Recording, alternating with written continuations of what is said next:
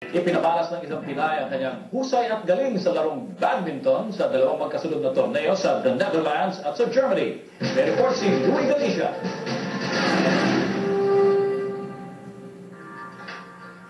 Patagumpay ang kauna-unahang paglahok ni Karen Cecilia Velez sa badminton tournament sa Europa.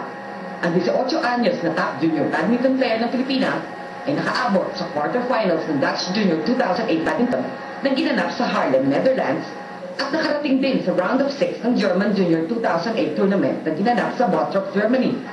Nakigulat naman ni Velez na hindi pa masyadong patok ang kanyang paboritong sport dito sa Europa. Sa katunayan, pinataob niya ang lahat ng European players at natalo lamang siya sa kapwa Asiano.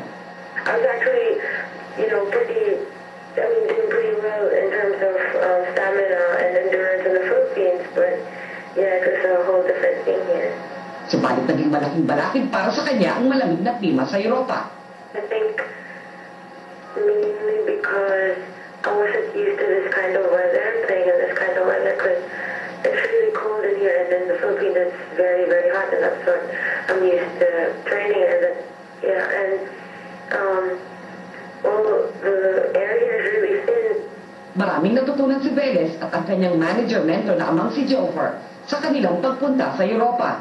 I need to consult with professionals on how to train her better for these kinds of competitions. It was a fantastic experience for her, and aside from the badminton, I made lots of new friends in the community, which I think is very important to her development.